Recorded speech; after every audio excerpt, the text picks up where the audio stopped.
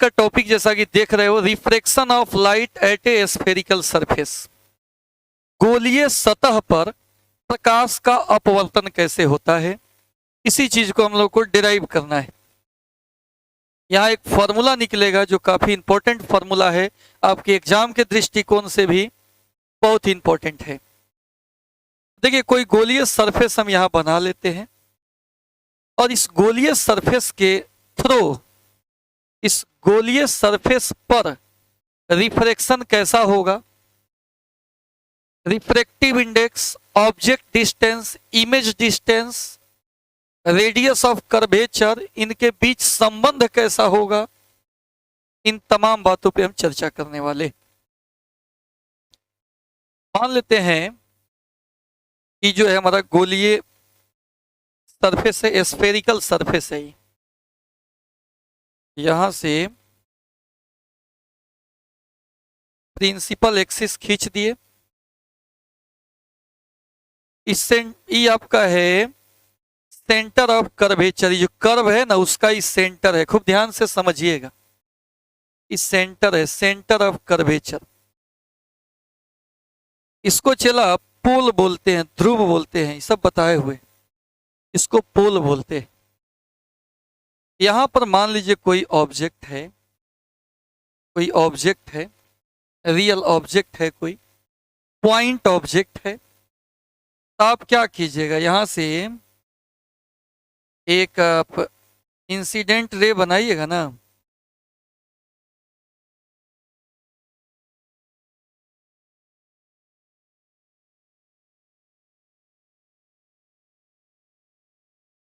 Red से ही बना देते हैं, ब्लैक से बना लो। इंसिडेंट रे यहां पे आया, एक इंसिडेंट रे यहां पे भेज दिए और एक रे इधर जाएगा, इधर जाएगा। खूब ध्यान से समझिएगा, फिगर में ही मेन सब बात फिगर में ही छुपा हुआ है। अगर इस सेंटर ऑफ कर्वेचर है तो क्या आप सीखते हैं कि कोई अगर कर्व है, इसका ही अगर सेंटर है, तो यहां से ये मिलाते हैं तो ये नॉर्मल का काम करता है, यहाँ पे टेंजेंट होता है। इस सेंटर से जो भी लाइन मिलाएंगे कर्व को, ये जो है हमारा नॉर्मल का काम करेगा, नॉर्मल का काम करेगा। इसके लिए नॉर्मल इधर हो जाएगा,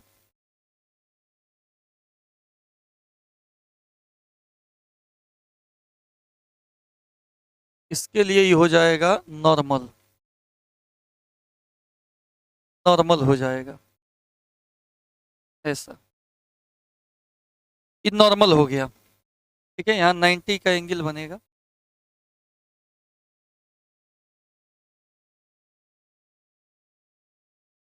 ये नॉर्मल हो गया। इस मीडियम को हम, बाहर वाले मीडियम को रेयर मीडियम मान लेते हैं। ये हमारा इधर का मीडियम जो है रेयर मीडियम मान लेते हैं, इसको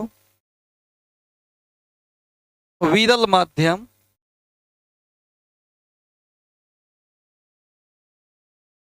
जिसका रिफ्रैक्टिव इंडेक्स म्यू1 है, रिफ्रैक्टिव इंडेक्स म्यू1 है। और इसको चला हम डेंसर मीडियम मान लेते हैं। मान लो कांच उच है, शीशा है, एयर है, इसको डेंसर मीडियम कह देते हैं। सघन माध्यम,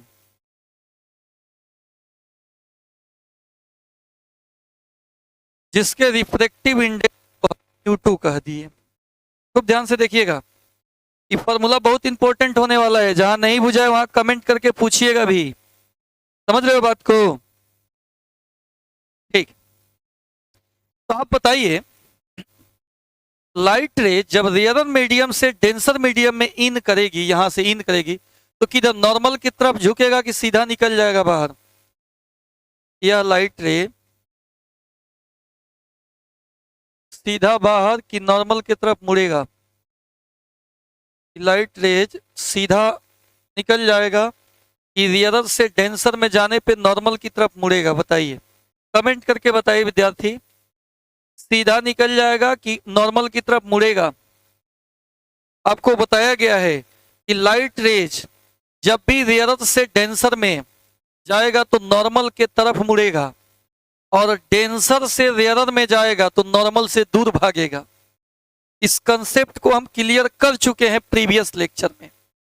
जब भी कोई लाइट रे अगर रेयरर मीडियम से डेंसर मीडियम की तरफ जा रहा है तो नॉर्मल की तरफ झुकेगा, तो ये सीधा जाना चाहिए लेकिन सीधा जाएगा नहीं, इन नॉर्मल की तरफ झुक जाएगा। मान लो यहां पे आके कट किया, तो जहां रिफ्रेक्टेड रे, दो रे आकर कट करे वहां पे इमेज बनता है विद्यार्थी, इसको हम इमेज कह दिए, आई कह दिए इमेज। ये ऑब्जेक्ट है तो इसका ये इमेज हो जाएगा, ये ऑब्जेक्ट है तो इसका ये इमेज हो जाएगा। बोलिए किसी को कोई परेशानी हो तो बताओ। आफ्टर रिफ्रेक्शन जो कटिंग पॉइंट मिलता है वहां पे इमेज बनेगा। फिर से देखिए, ये रेयरर मीडियम है, ये डेंसर मीडियम है, ये इंसिडेंट रे है, गया इन करना चाहिए सीधा, लेकिन ये मुड़ जाएगा नॉर्मल की तरफ। ये तो नॉर्मल है ना जी, तो नॉर्मल की तरफ मुड़ जाएगा, मुड़ के जाके कट करेगा। तो आप जानते हो प्रिंसिपल एक्सिस है, एक रे यहां से आया और एक रे यहां से आया, दोनों रे का एक कटिंग पॉइंट। तो रे का जो कटिंग पॉइंट बना यहाँ पे वो क्या हो जाएगा, रिफ्रेक्टेड रे का cutting point. After refraction cutting point जो मिलता है वहां पे इमेज बनता है, और जो ऑब्जेक्ट होता है सोर्स ऑफ इंसिडेंट रेज हो जाता है। आपतित रेखा, आपतित किरण का स्रोत है ऑब्जेक्ट, और ये इमेज हो गया। यहां तक क्लियर है जी? यहां तक बताइए। ओके, यहां तक कोई दिक्कत नहीं है, ठीक है। अब यहां इस पॉइंट से, इस पॉइंट से हम एक नॉर्मल ड्रॉ कर दे रहे हैं, यहां पे परपेंडिकुलर एक खींच दे रहे हैं, जिसको हम एम कह देते हैं। ओके, ठीक है। ये जो है नॉर्मल से जो इंसिडेंट रे एंगल बनाता है उसको आई कहते हैं कि आर कहते हैं, कमेंट करके बताइए। ये इंसिडेंट रे जो नॉर्मल से बनाएगा उसको एंगल ऑफ इंसिडेंस बोलते हैं, आपतन कोण कहते हैं, और किससे सूचित करते हैं, इसको हम किससे सूचित करेंगे भाई, आई से सूचित करेंगे। इसको हम मान लेते हैं थीटा, ई मान लेते हैं अल्फा, ई मान लेते हैं बीटा।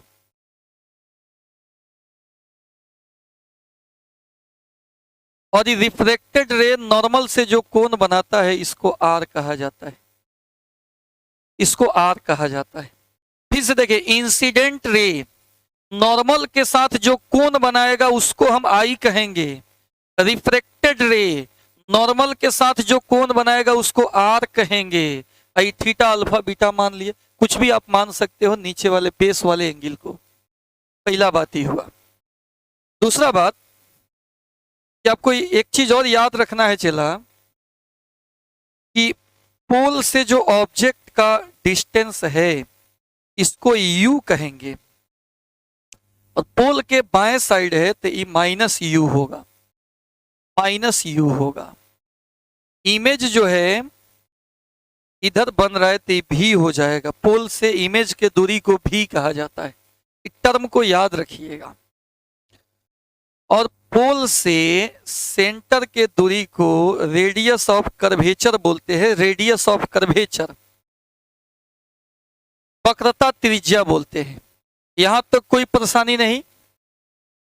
पोल से इस साइड है पॉजिटिव लिए है, या कहो कि इंसिडेंट रे है उसी डायरेक्शन में जो होगा उसको हम पॉजिटिव लेंगे, अपोजिट डायरेक्शन में होगा निगेटिव लेंगे। ठीक है, चिन्ह परिपाटी भी समझ में आता है जी आपको? आप सबको चिन्ह परिपाटी भी समझ में आता है? बिल्कुल ठीक है। अब थोड़ा सा मैथमेटिकल टर्म है जी, थोड़ा सा मैथमेटिकल टर्म है, उसको हम लोग देख लेंगे। क्योंकि आप मैट्रिक में भी पढ़े हैं कि अंतः कोणों का योग बहिष्कोण के बराबर होता है। Sum of interior angle is equal to exterior angle. अंतः कोणों का योग बहिष्कोण के बराबर होता है। थोड़ा कंसेप्ट लगा रहे हैं कि अल्फा प्लस थीटा आई के बराबर होगा, इस ट्रेंगल में तो इसको हम कुछ मान लेते हैं, ई ओ हो गया, पी हो गया, सी हो गया, एम है ये है, आई है ये है, ई एन हो गया, इसको हम क्यू कह देते हैं। इस पॉइंट का नाम हम क्यू दे दिए। तो पहले हम बात कर लेते हैं ओ क्यू सी में अंतः कोणों का योग बहिष्कोण के बराबर होगा। In triangle O Q C में अंतः कोणों का योग बहिष्कोण के बराबर होगा, यानी आई बराबर थीटा प्लस अल्फा। अब एक और त्रिभुज यहां बन रहा है, देखिए एक और यहां बन जाएगा ई वाला त्रिभुज। इसमें अंतः कोणों का योग फिर बहिष्कोण के बराबर हो जाएगा अल्फा, आर बीटा अल्फा के बीच रिलेशन। इस त्रिभुज में इन ट्रेंगल क्यू सी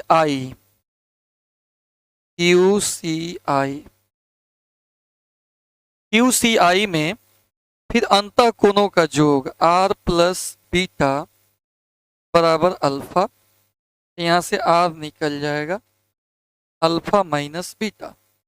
आई निकाल लिए और आर निकाल लिए, ठीक है। अब सुनिए,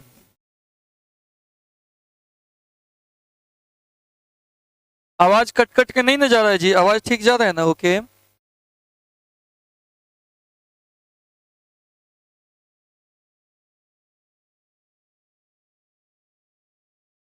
अब यहां हम बात करेंगे कि फ्रॉम स्नेल्स लॉ,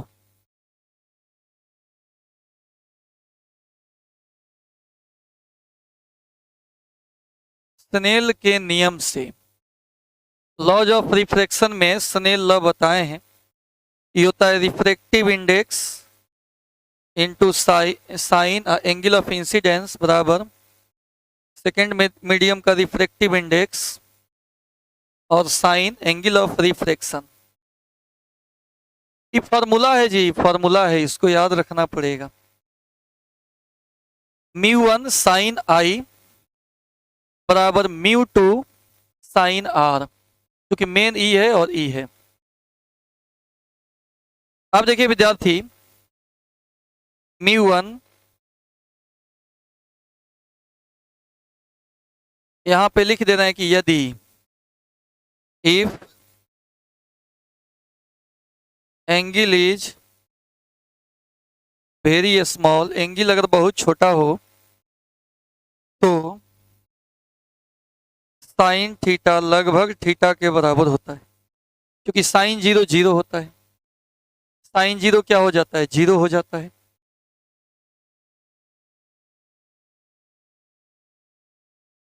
तो ये क्या हो जाएगा बोलिए? μ1 इंटू आई बराबर μ2 इंटू आर। अब μ1 इंटू साइन आई के जगह पर आई लिखा गया है, साइन आर के जगह पर आर, क्योंकि साइन थीटा लगभग थीटा के बराबर होता है छोटा एंगल के लिए। देखो ना, साइन 0 आप क्या लिखते हो कि साइन 0, तो आंसर 0 लिखते हो, थीटा के बराबर में लिखते हो। हाँ, तो आई का मान अभी निकाले हैं विद्यार्थी हम, theta plus alpha, theta plus alpha μ2। R का मान भी निकाले हैं, alpha minus beta, alpha minus beta.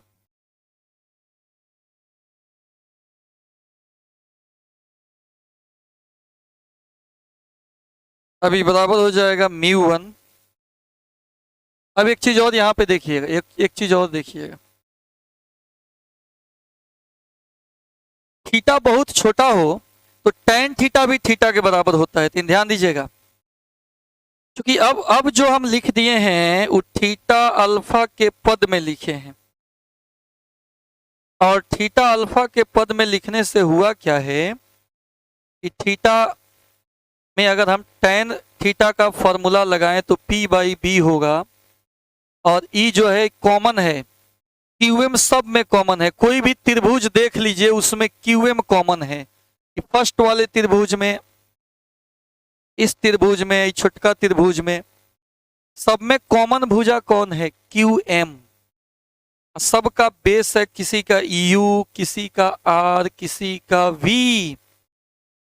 तो हमको इसी U V R mu two mu one के बीच रिलेशन लिखना है जी। बहुत इंपॉर्टेंट बता रहे हैं, एकदम ही वीवीआई है। तो कॉमन भुजा ही है, तो tan theta p by B होगा, p बाई बी परपेंडिकुलर बटा बेस p बाई बी। तो tan थीटा का कोई जुगाड़ करना पड़ेगा हमको। तो देखिए यहाँ पे एक कंसेप्ट हो गया, if theta is very small, तो इस केस में थीटा जो है लगभग tan थीटा के बराबर होता है। और यहाँ tan थीटा जो है p बाई बी हो जाएगा। अगर हम थीटा की बात करें तो थीटा की बात अगर हम करें, इस त्रिभुज में tan theta p by B Q M बटा ओ एम, क्यू एम बटा ओ एम होगा। क्यू एम बटा ओ एम। अगर हम क्यू एम को कहें तो क्यू एम ही रहेगा, और ओ एम को क्या कह सकते हैं? ओ एम को माइनस यू कहेंगे, चूंकि थीटा बहुत छोटा हो ना, तो पोल और एम एक ही जगह लगभग माना जाता है, तो माइनस यू कहेंगे ओ एम को,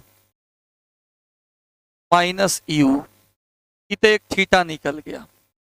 इसी प्रकार अल्फा निकालिए, अल्फा को भी लगभग tan अल्फा कहेंगे। अब tan अल्फा किस त्रिभुज में निकलेगा? देखिए tan अल्फा से त्रिभुज बन रहा है, तो tan theta p by B Q M बटा पी सी, चाहे एम सी, क्यू एम बटा पी सी ही लिखो, क्यू एम बटा पी सी। औ का लिखे थे, ओ एम लिखे थे, ओपी ही लिखो।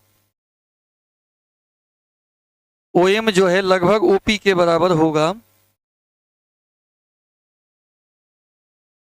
tan थीटा क्यू एम बटा ओपी, सुनिए tan थीटा निकालेंगे तो क्यू एम बटा ओपी। अब tan अल्फा निकालेंगे तो क्यू एम बटा पीसी, क्यू एम बटा पीसी। और क्यू एम बटा पीसी का मान बोलिए, पीसी का मान कितना है? पीसी का मान है आर, तो यहां लिख देंगे आर। अल्फा निकल गया। अब एक बीटा निकालना है, तो बीटा भी लगभग tan बीटा के बराबर होगा, थीटा बीटा। तो tan बीटा कितना होगा बोलिए? tan बीटा से कौन त्रिभुज बन रहा है? तो tan theta p by B Q M बटा पी आई, क्यू एम बटा पी आई, यानी क्यू एम बटा पी आई भी है। इमेज डिस्टेंस कितना है? v है, लिख दिए। अब उस सब मान को इसमें भर दीजिए, तो ये कितना हो जाएगा? Mu one into theta, theta के जगह पर क्यू एम बटा minus U plus alpha, alpha के जगह पर क्यू एम अपॉन आर बराबर म्यू टू अल्फा, अल्फा के जगह पर Q M upon R minus beta, beta के जगह पर क्यू एम बटा भी। अब सब में हम क्यू एम से भाग दे दिए, या क्यू एम उधर से कॉमन लेके इधर से कॉमन लेके कटा दिए, तब क्या बचेगा?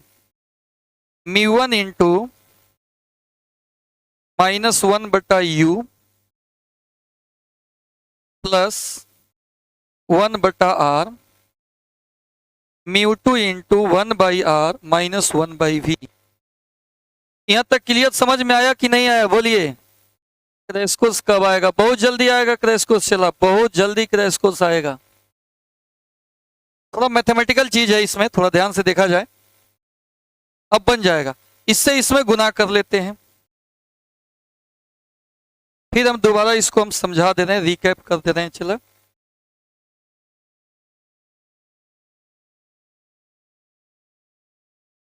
ये काफी इंपॉर्टेंट है, यहां से गुना कीजिए। माइनस म्यू 1 बटा यू प्लस म्यू 1 बटा आर, आंसर आ गया है अब म्यू 2 बटा आर माइनस म्यू 2 बटा वी। अब क्या कर लीजिए, इसको इधर बुला लीजिए। म्यू 2 बटा वी माइनस म्यू 1 बटा यू, आर वाला को एक तरफ, म्यू 2 बटा आर माइनस म्यू 1 बटा आर। हो गया, यही रिलेशन हो गया। म्यू 2 बटा वी माइनस, इस पे न्यूमेरिकल भी अभी हम बता रहे हैं, देखिएगा आर एलसीएम हो जाएगा म्यू 2 माइनस म्यू 1, यही रिलेशन हो गया। इसको आपको याद रखना है, लेंस मेकर फॉर्मूला के प्रूफ में इसका आवश्यकता पड़ता है। याद रहेगा तो लेंस मेकर फॉर्मूला एकदम चुटकी में आप समझ सकते हो।